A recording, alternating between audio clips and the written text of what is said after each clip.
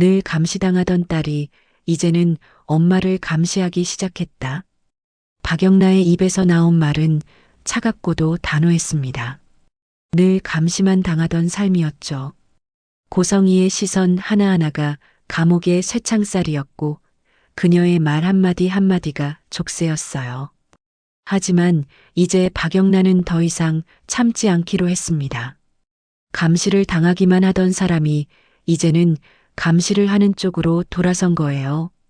이지환은 박영나의 말을 듣고 잠시 멈칫했습니다.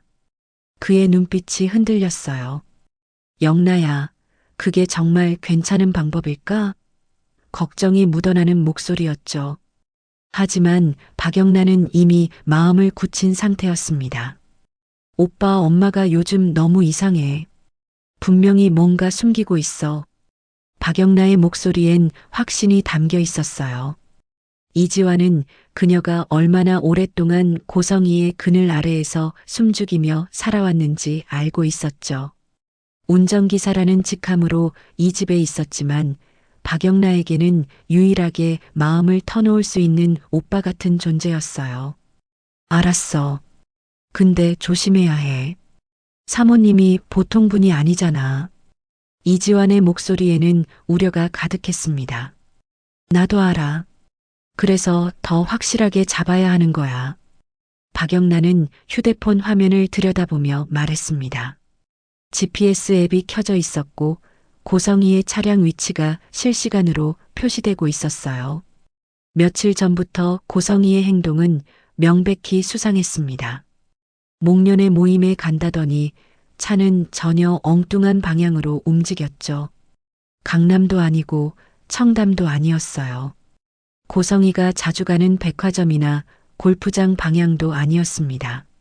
차는 계속해서 동쪽으로, 더 동쪽으로 향했어요. 양평? 박영란은 휴대폰 화면을 보며 중얼거렸습니다. 엄마가 양평에 무슨 일이 있어? 목련에는 청담동 레스토랑에서 하는 거 아니었어? 의심은 점점 커져만 갔어요. 고성이가 거짓말을 한 게 분명했습니다. 박영란은 이지환을 불렀습니다. 오빠, 내 생각엔 엄마가 바람을 피우는 것 같아. 그녀의 목소리는 떨리고 있었죠. 분노인지 두려움인지 아니면 기대감인지 알 수 없는 복잡한 감정이 뒤섞여 있었어요. 이지환은 고개를 가로저었습니다. 사모님이 설마 그럴까? 회장님이 계시는데. 하지만 그의 목소리에도 확신은 없었어요. 고성이라는 사람은 예측할 수 없는 인물이었으니까요. 하지만 만약 정말 그렇다면 이지환은 말을 이었습니다. 이건 영나 너를 사모님의 감옥에서 벗어나게 해줄 수 있는 기회가 될 수도 있어. 박영나의 눈이 반짝였습니다. 바로 그거였어요. 만약 고성이가 정말 부정을 저지르고 있다면 그건 박영나에게는 자유를 얻을 수 있는 카드가 될 수 있었습니다. 오빠, 다음에 엄마가 또 나가면 우리 따라가 보자. 꼭 확인해야 해. 이지환은 잠시 망설였지만 결국 고개를 끄덕였습니다. 알았어. 하지만 진짜 조심해야 해. 그의 얼굴에는 걱정이 가득했죠. 같은 시각 고성이는 운전대를 잡고 고속도로를 달리고 있었습니다. 그녀의 얼굴은 긴장으로 굳어 있었어요. 조수석에 놓인 휴대폰이 울렸습니다. 양평에서 한우진을 돌봐주는 도움이었죠. 네, 말씀하세요. 고성이의 목소리는 평소보다 날카로웠습니다.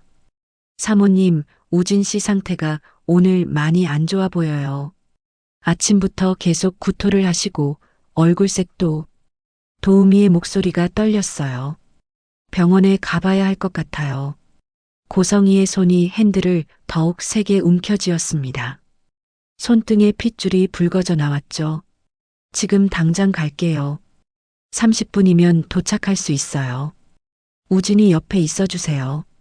전화를 끄는 고성이의 얼굴은 창백했습니다. 한우진의 간 상태는 계속해서 악화되고 있었어요. 며칠 전 검사 결과도 좋지 않았죠. 의사는 시간이 얼마 남지 않았다고 했습니다. 고성이는 악셀을 더 깊이 밟았어요. 차는 빠르게 양평으로 향했습니다. 고성이의 머릿속은 복잡했어요. 지은호를 찾았지만 아직 간이식을 확정 짓지 못한 상황이었습니다. 지은호가 순순히 동의할지도 확실하지 않았죠. 만약 거부한다면 고성이는 생각하기도 싫었어요. 한우진은 반드시 살려야 했습니다. 어떤 대가를 치르더라도요. 박영란은 휴대폰 화면을 주시하고 있었습니다. GPS 신호가 움직이기 시작했어요. 오빠, 엄마 차 움직여. 그녀의 목소리가 높아졌습니다. 이지환이 재빨리 차 키를 집어들었죠. 어디로 가는데? 양평 쪽이야. 또 같은 곳으로 가는 것 같아. 박영라의 심장이 빠르게 뛰었습니다. 드디어 엄마의 비밀을 밝혀낼 수 있을 것 같았어요. 두 사람은 서둘러 차에 올라탔습니다. 이지환이 시동을 걸었고 차는 고성이를 뒤따라 움직이기 시작했죠. 거리를 적당히 유지하면서 GPS만 보고 따라갔어요. 오빠, 긴장돼. 정말 바람이면 어떡하지? 박영라의 목소리가 떨렸습니다. 하지만 그 떨림 속에는 묘한 기대감이 섞여 있었어요. 진정해, 영라야. 아직 확실한 건 아무것도 없잖아. 이지환이 차분하게 말했지만 그의 손도 핸들을 꽉 쥐고 있었습니다. 고속도로를 지나 양평으로 접어들었어요. 차는 계속해서 산속 깊은 곳으로 향했습니다. 도로는 점점 좁아졌고 주변에는 나무들만 빽빽이 들어차 있었죠. 여기가 대체 어디야? 이런 곳에 뭐가 있다고. 박영라가 창밖을 내다보며 중얼거렸습니다. GPS 신호가 멈췄어요. 오빠, 여기야. 엄마 차가 여기서 멈췄어. 박영라의 목소리가 속삭임으로 낮아졌습니다. 이지환은 조심스럽게 차를 산중턱의 한적한 곳에 세웠어요. 여기서 걸어가자. 차 소리 들리면 안 돼. 두 사람은 조용히 차에서 내렸습니다. 산길은 험했어요. 낙엽이 쌓여 있고 가끔 나뭇가지가 얼굴을 스쳤죠. 박영란은 숨을 죽이며 걸었습니다. 심장이 터질 것처럼 뛰었어요. 얼마를 걸었을까요? 갑자기 앞이 트이면서 넓은 대지가 나타났습니다. 그리고 그곳에는 고성이의 차가 서 있었어요. 검은색 세단이 햇빛을 받아 반짝이고 있었습니다. 저기 봐. 이지환이 박영라의 팔을 잡으며 속삭였습니다. 차 너머로 거대한 저택이 보였어요. 현대식 건물이었지만 한옥의 느낌도 섞여 있었죠. 담장은 높았고 정원은 잘 가꿔져 있었습니다. 이런 산속에 이렇게 으리으리한 집이 있다니. 박영란은 눈을 의심했어요. 지금 들어가 볼까? 박영라가 일어서려 했습니다. 당장이라도 저 문을 박차고 들어가 고성이가 무엇을 하고 있는지 확인하고 싶었어요. 안 돼. 이지환이 황급히 박영라를 끌어당겼습니다. 생각 좀 해봐. 지금 들어가면 사모님한테 바로 들키잖아. 일단 지켜보자. 이지환의 말이 옳았어요. 두 사람은 근처 풀숲에 몸을 숨겼습니다. 풀이 따가웠지만 참을 수밖에 없었죠. 박영란은 숨소리마저 죽이며 저택을 노려봤어요. 시간이 흘렀습니다. 10분, 20분, 30분. 박영라의 다리가 저려왔어요. 오빠, 언제까지 이러고 있어야 해? 조바심이 났습니다. 조금만 더 기다려봐. 분명 뭔가 있을 거야. 이지환도 불편한 자세였지만 꾹 참았어요. 그때였습니다. 저택의 정문이 열렸어요. 고성이가 나왔습니다. 그녀의 얼굴은 심각해 보였죠. 그리고 그 옆에 박영라의 눈이 커졌어요. 한 남자가 도우미 2명의 부축을 받으며 천천히 걸어 나왔습니다. 아니, 걷는다기보다는 거의 끌려 나오는 것처럼 보였어요. 그의 얼굴은 정상이 아니었습니다. 피부가 창백한 정도가 아니라 거의 초록빛을 띠고 있었어요. 병색이 완연했죠. 오, 우진 오빠? 박영나의 입에서 나도 모르게 작은 소리가 새어나왔습니다. 손으로 입을 막았지만 이미 늦었어요. 뭐라고?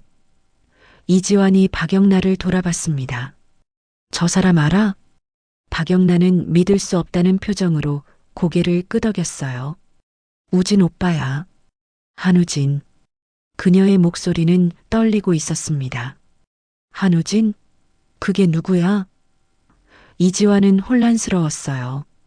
우리 엄마가 재혼할 때 데려온 사람이야. 나한테는. 배다른 오빠. 박영란은 한우진을 멍하니 바라봤습니다. 기억 속의 한우진은 건강하고 밝은 청년이었어요. 항상 웃고 있었고 박영나에게 친절했죠. 하지만 지금 저 모습은 완전히 다른 사람 같았습니다. 아, 그래. 너희 집 참 복잡하다. 재벌은 원래 다 그런 거야? 이지환이 피식 웃으며 말했습니다. 하지만 웃음 뒤에는 긴장이 숨어 있었어요. 아, 몰라. 박영란은 짜증스럽게 대답했지만 사실 머릿속은 복잡했어요. 근데 우진 오빠가 왜 여기 있는 거야? 미국에서 유학 중이라고 했는데. 고성희는 분명히 한우진이 미국에 있다고 말했습니다. MBA 과정을 밟고 있다고 했죠. 그런데 지금 한우진은 양평 산속에 숨겨져 있었어요. 엄마는 여기에 우진 오빠를 숨겨놓고 뭘 하고 있는 거야? 박영나의 목소리에는 의심과 분노가 섞여 있었습니다. 이지환이 한우진을 자세히 살폈어요. 근데 내 오빠라는 사람 어디 많이 아픈가 봐. 얼굴이 완전 초록색이야. 저건 정상이 아니야. 그러게. 박영나도 걱정스러운 표정을 지었습니다. 저번에 왔을 때는 저 정도까지는 아니었는데. 고성희와 도우미들이 한우진을 차에 태웠습니다. 한우진은 거의 의식이 없는 것처럼 보였어요. 고개가 푹 숙여져 있었고 몸에 힘이 전혀 없었죠. 어디로 가는 걸까? 이지환이 중얼거렸습니다. 모르겠어. 따라가 보자. 박영란은 이미 일어서고 있었어요. 두 사람은 재빨리 차로 돌아갔습니다. 고성희의 차가 다시 움직이기 시작했고 GPS 신호도 따라 움직였어요. 저기로 가네. 다시 도시 쪽으로. 이지환이 핸들을 돌렸습니다. 차는 한참을 달렸어요. 양평을 벗어나지는 않았지만 저택에서는 꽤 떨어진 곳이었죠. 그리고 다시 한번 GPS 신호가 멈췄습니다. 청아병원? 박영나가 화면을 보며 읽었습니다. 병원이네. 병원에는 왜? 이지환도 고개를 갸웃거렸어요. 아픈 건 맞으니까 병원에 가는 건 당연하지 않아? 아니야. 뭔가 이상해. 왜 하필 여기? 서울에도 좋은 병원 많은데. 박영나의 직감이 말하고 있었어요. 뭔가 숨겨진 게 있다고요. 두 사람은 조심스럽게 청아병원으로 들어갔습니다. 다행히 병원은 꽤 큰 편이었고 사람들도 많았어요. 눈에 띄지 않게 행동하기엔 좋은 환경이었죠. 고성희는 한우진을 데리고 병원 안으로 들어갔어요. 도우미들도 함께였죠. 고성희의 온 신경은 한우진에게 쏠려 있었습니다. 주변을 살필 여유가 없었어요. 박영나와 이지환에게는 다행이었죠. 저기로 가네. 3층인가 봐. 이지환이 속삭였습니다. 두 사람은 계단을 이용해 3층으로 올라갔어요. 엘리베이터는 위험했죠. 복도를 조심스럽게 걸으며 고성희 일행을 따라갔습니다. 한우진은 검사실로 들어갔고 고성희는 밖에서 기다렸어요. 박영나와 이지환은 복도 끝에 대기실에 몸을 숨겼습니다. 창문 너머로 고성희의 뒷모습이 보였어요. 시간이 흘렀습니다. 고성희는 초조하게 복도를 왔다 갔다 했어요. 손톱을 물어뜯기도 했고 휴대폰을 계속 확인했죠. 평소에 당당하고 우아한 모습은 어디에도 없었습니다. 드디어 검사가 끝났나 봅니다. 한우진이 휠체어에 앉아 나왔어요. 얼굴은 더욱 창백해 보였죠. 고성이가 한우진에게 다가가 무언가 말을 건넸지만 한우진은 고개만 끄덕일 뿐이었어요. 간호사가 고성이에게 말했습니다. 원장님께서 상담실에서 기다리고 계십니다. 고성이는 한우진을 도우미들에게 맡기고 상담실로 향했어요. 박영나의 심장이 더 빠르게 뛰기 시작했습니다. 원장, 주치의? 여기서 뭘 상담하는 거지? 오빠, 나 저 상담실 앞에 가볼게. 박영나가 일어섰습니다. 야, 위험해. 들키면 어떡하려고.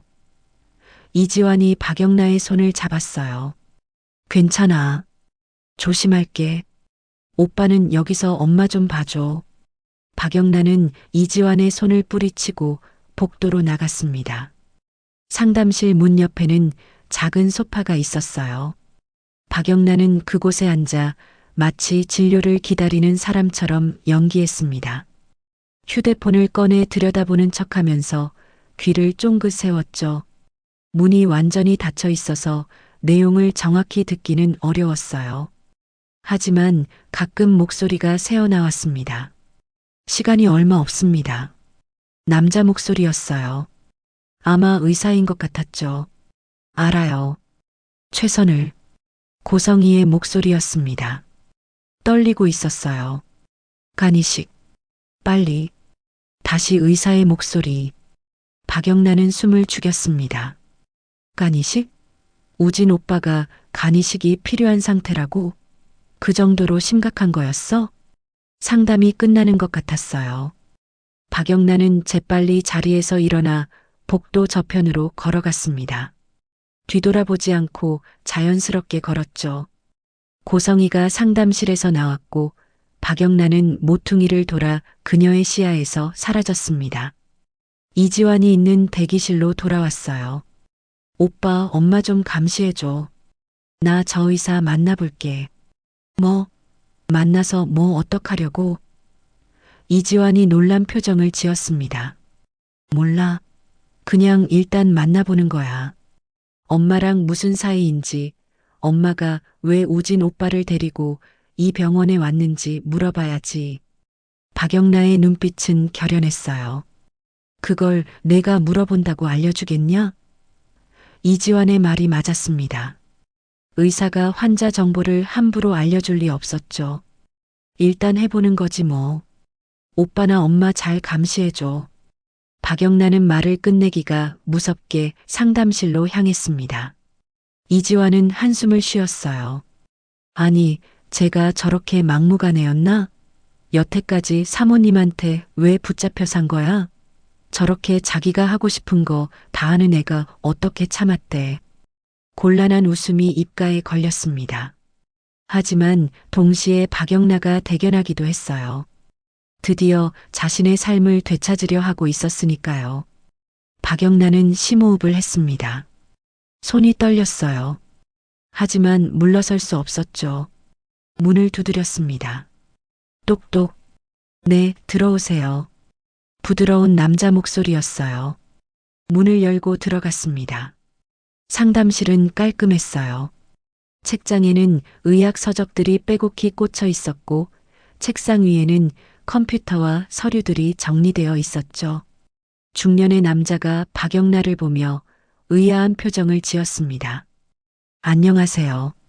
박영나는 최대한 공손하게 인사했어요. 저는 누구세요?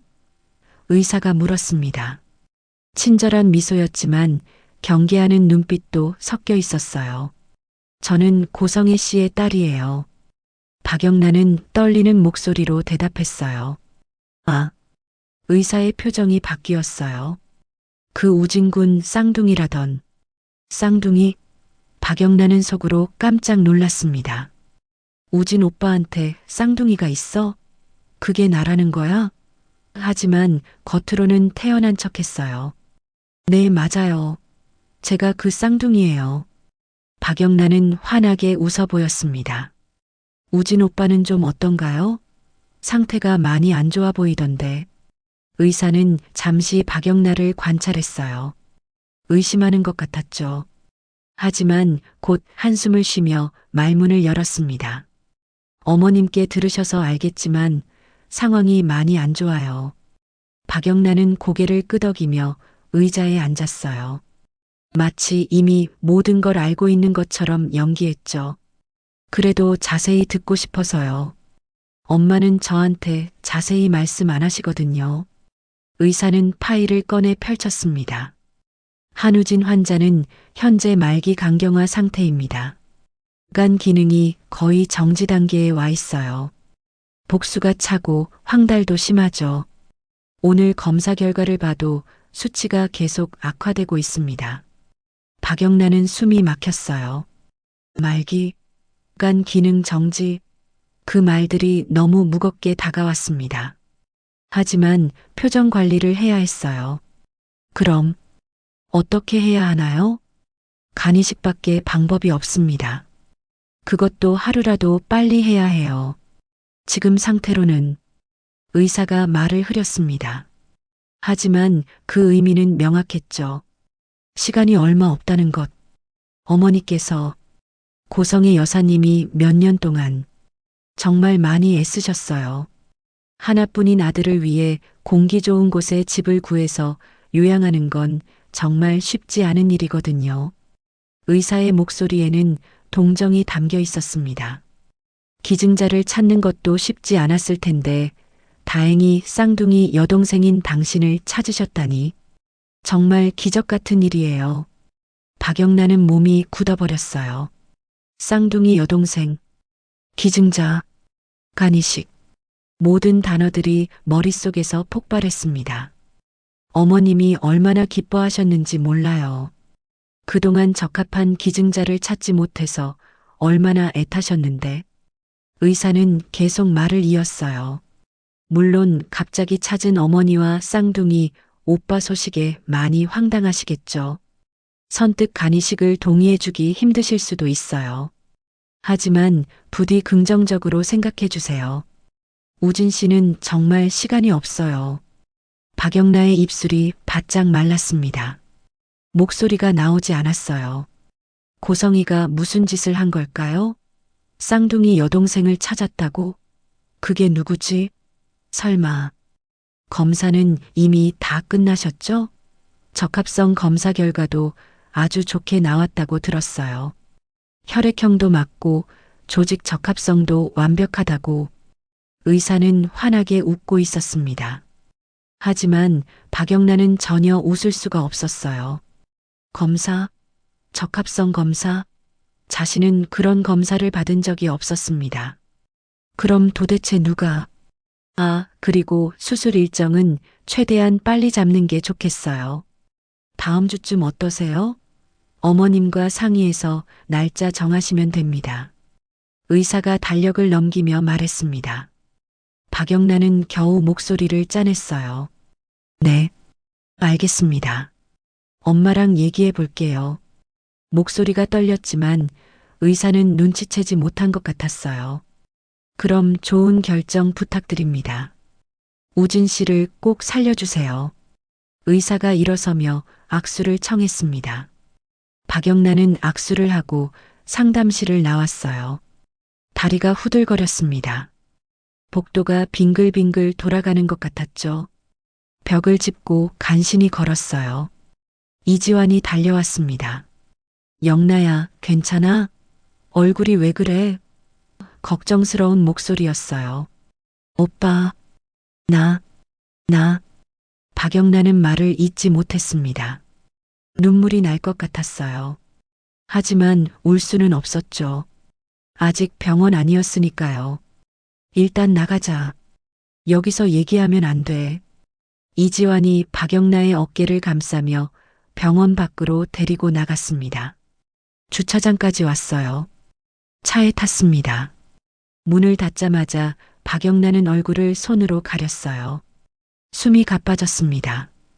영나야, 대체 무슨 일이야? 뭘 들은 거야? 이지환이 다급하게 물었어요. 박영란은 한참을 말하지 못했습니다. 머릿속을 정리하는데 시간이 필요했어요. 들은 내용이 너무 충격적이었죠.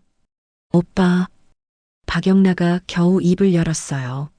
엄마가 미쳤어. 무슨 소리야? 이지환의 눈이 커졌습니다. 우진 오빠가 간이식이 필요한 거래. 말기강경하래. 곧 죽을 수도 있대. 박영나의 목소리가 떨렸어요. 그래서 이지환이 물었습니다. 엄마가 기증자를 찾았대. 우진 오빠의 쌍둥이 여동생을. 박영나가 이지환을 똑바로 쳐다봤습니다. 엄마가 누군가를 우진 오빠의 쌍둥이라고 속이고 있어. 그 사람한테 간을 떼어내려고 하는 거야. 이지환의 얼굴이 창백해졌어요. 설마, 그럴 리가. 의사가 그랬어. 이미 검사도 다 끝났대. 적합하대. 다음 주에 수술한대. 박영나는 손을 부들부들 떨었어요. 오빠, 이게 말이 돼? 엄마가 사람을 속여서 장기를 떼어내려고 하는 거라고. 차 안이 침묵으로 가득 찼습니다. 둘 다 말을 잇지 못했어요. 그 사람이 누군지 알아? 이지환이 조심스럽게 물었습니다. 박영나는 고개를 저었어요. 모르겠어. 의사는 내가 그 쌍둥이인 줄 알더라고. 내가 기증자인 줄 아는 거야. 근데 난 검사 같은 거 받은 적도 없고 사모님이 다른 사람을 데려갔다는 거네. 이지환이 중얼거렸습니다. 누굴까? 대체 누구를 속인 거지? 박영나는 머리를 쥐어뜯었어요. 일단 서울로 가자. 여기 있으면 사모님한테 들킬 수도 있어. 이지환이 시동을 걸었습니다. 차는 서울로 향했어요. 박영나는 창밖만 멍하니 바라봤습니다. 들은 내용이 계속 머릿속을 맴돌았죠. 엄마가 누군가를 이용하고 있다. 간을 떼어내기 위해서, 우진 오빠를 살리기 위해서. 오빠, 나 생각 좀 정리할 시간이 필요해. 박영나가 작게 말했어요. 알았어. 천천히 생각해봐. 이지환도 더 이상 말을 걸지 않았습니다. 박영나에게 시간이 필요하다는 걸 알았으니까요. 머릿속이 너무 복잡했어요. 고성이라는 사람이 자신의 엄마라는 게 믿기지 않았습니다. 어떻게 이런 짓을 할 수 있을까요? 누군가를 속여서 장기를 떼어낸다? 그것도 간을? 생명을 위협할 수 있는 수술을 속여서 하게 만든다고? 박영나는 손이 떨렸어요. 분노가 치밀어 올랐습니다. 동시에 두려움도 느껴졌죠. 고성이는 정말 위험한 사람이었어요. 같은 시각 고성이는 한우진을 양평의 저택으로 데려다주고 혼자 차를 몰고 있었습니다. 마음이 조금은 편해졌어요. 의사가 한우진의 상태가 위중하긴 하지만 일주일 정도는 버틸 수 있을 거라고 했으니까요. 지은호만 설득하면 됐습니다. 고성이는 지은호에게 전화를 걸 생각이었어요. 수술 날짜를 잡아야 했죠. 그때 휴대폰이 울렸습니다. 청아병원 원장실이었어요. 고성이는 재빨리 전화를 받았습니다. 네, 원장님. 고 여사님, 좋은 소식이에요. 원장의 목소리는 밝았습니다. 무슨 일이세요? 고성이도 긴장이 살짝 풀렸어요. 아까 우진군의 쌍둥이 여동생분이 찾아오셨더라고요. 상담하고 가셨어요. 고성이의 손이 멈췄습니다. 핸들을 놓칠 뻔했어요. 뭐라고요? 쌍둥이 여동생분이요. 고 여사님 따님이시죠? 참 효녀시더라고요. 오빠 상태 걱정하시면서. 원장은 계속 말하고 있었지만 고성이의 귀에는 들리지 않았습니다. 쌍둥이 여동생? 찾아왔다고? 고성이의 머릿속이 하얘졌어요. 차를 급히 갓길에 세웠습니다. 경적 소리가 요란했지만 신경 쓸 겨를이 없었어요. 지금 뭐라고 하셨어요? 누가 찾아왔다고요? 고성이의 목소리가 떨렸습니다. 그 쌍둥이 여동생분이요. 고 여사님 따님. 우진군 상태 궁금해하시길래 자세히 설명해 드렸어요. 간이식도 긍정적으로 생각하실 것 같던데요. 참 다행이에요. 원장은 여전히 밝은 목소리였습니다. 고성이의 얼굴이 새하얘졌어요. 손이 부들부들 떨렸죠. 원장님 딸이 뭐라고 하던가요? 어떻게 생겼어요? 아, 젊은 여성분이셨어요. 키는 보통이고 얼굴은 제가 얼굴을 자세히 보진 못했네요. 마스크를 쓰고 계셔서요. 원장이 대답했습니다. 마스크. 그래서 얼굴을 확인하지 못한 거예요. 고성이는 속이 뒤집혔습니다. 딸에게 제가 자세히 말하고 싶었는데, 혹시 뭘 말씀하셨어요? 고성이가 다급하게 물었습니다. 우진군 상태 설명하고 간이식이 시급하다고 말씀드렸죠. 그리고 검사 결과가 좋게 나왔다고 다음 주쯤 수술하면 좋겠다고. 원장은 아무 문제 없다는 듯 말했어요. 고성이는 휴대폰을 꽉 쥐었습니다. 금방이라도 으스러질 것 같았어요. 알겠습니다. 감사합니다. 겨우 인사를 하고 전화를 끊었습니다. 누구지? 대체 누가 다녀간 거지? 고성이는 재빨리 지은호에게 전화를 걸었어요. 신호음이 길게 울렸습니다. 한참 만에 지은호가 전화를 받았어요. 네, 여보세요? 지은호의 목소리가 들렸습니다. 뒤에서는 시끄러운 소음이 들렸어요. 은호야, 지금 어디 있니? 고성이는 최대한 차분한 척했지만 목소리가 떨렸습니다. 엄마 가게에서 일 돕고 있어요. 오늘 손님이 많아서. 지은호의 목소리도 바빴어요.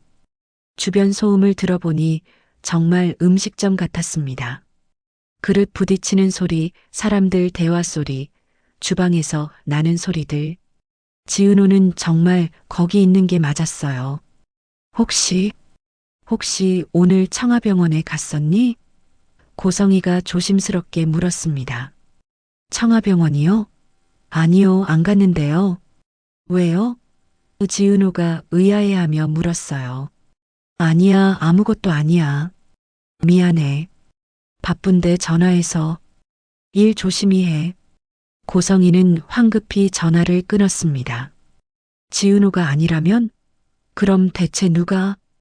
고성이는 초조함에 손톱을 물어뜯기 시작했어요. 이런 일은 처음이었습니다. 모든 게 완벽하게 계획되어 있었는데 예상치 못한 변수가 생긴 거예요. 대체 누가 병원에 간 거지? 누가 쌍둥이 여동생 행세를 한 거냔 말이야. 아니, 애초에 누가 한우진에 대해 알고 있는 거지? 고성이의 머릿속이 복잡하게 돌아갔습니다. 가능성을 하나씩 따져봤어요. 박진석? 남편이 눈치챘을까? 하지만 박진석은 최근에도 평소와 다름없었어. 의심하는 기색도 없었죠. 그렇다면 박진석은 아닐 거야. 그럼 누구? 직원들? 아니야, 직원들은 한우진에 대해 아무것도 몰라. 양평 저택의 도우미들도 입이 무겁고 돈으로 단단히 묶어놨죠. 그렇다면 고성이는 갑자기 한 가지 생각이 떠올랐습니다. 박영나, 딸이 혹시? 아니야, 설마. 박영나는 늘 감시하고 있잖아. 어디 가는지, 누구를 만나는지 다 알고 있어. 박영나가 청아병원에 갈 이유가 없어. 하지만 의심은 자꾸만 커져갔어요. 박영나 말고 다른 가능성이 없었으니까요. 고성이는 차를 다시 출발시켰습니다. 집으로 가야 했어요. 박영나를 직접 확인해 봐야 했죠. 차는 서울로 빠르게 달렸습니다. 고성이의 손은 계속 떨리고 있었어요. 완벽했던 계획에 균열이 생긴 것 같았습니다. 그게 너무 두려웠어요. 한우진을 살려야 해요.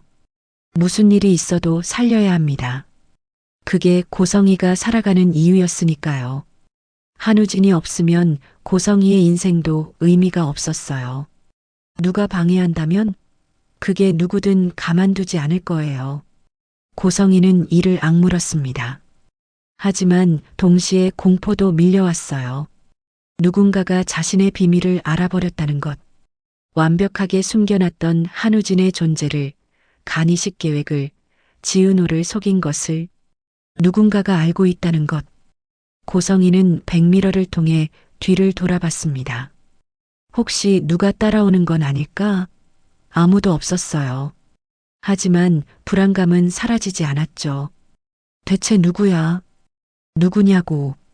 고성이는 혼잣말을 중얼거렸습니다. 고성이는 몸을 떨었어요. 추운 것도 아닌데 한기가 느껴졌습니다. 완벽했던 계획, 완벽했던 세계. 그 안에 균열이 생겼어요. 작은 균열이지만 금세 커질 수 있는 균열이었죠. 고성이는 이를 악물었습니다. 안 돼. 절대 안 돼. 중얼거렸어요. 한우진은 꼭 살려야 해. 누가 방해해도 막을 거야. 고성이의 손이 핸들을 내리쳤습니다. 쾅, 쾅, 쾅. 차 안에 둔탁한 소리가 울려 퍼졌어요. 누구야? 대체 누가 감히? 고성이의 목소리가 차 안을 가득 채웠죠. 비명에 가까운 외침이었습니다. 얼굴은 일그러져 있었고 눈에는 핏발이 서 있었어요. 핸들을 한 번 더 내리쳤습니다. 손바닥이 얼얼했지만 신경 쓰이지 않았어요. 분노가 온몸을 지배하고 있었으니까요. 내 계획을, 내 아들을. 고성이는 이를 갈았습니다. 잠시 후 고성이는 깊게 숨을 들이마셨어요. 진정해야 했습니다.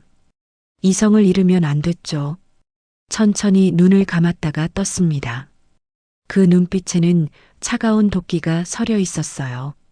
누가 방해하든 어떤 대가를 치르든 한우진은 반드시 살려낼 거예요. 고성이는 다시 시동을 걸었습니다. 차는 어둠 속으로 미끄러지듯 움직이기 시작했죠. 박영란은 엄마의 비밀을 알아버렸고 고성이는 누군가 자신을 파헤치고 있다는 걸 눈치챘습니다. 이제 이들의 운명은 어디로 흘러갈까요? 이번 영상 다들 재밌게 보셨나요? 다음 이야기도 너무 궁금하시죠? 그럼 꼭 구독을 눌러주세요.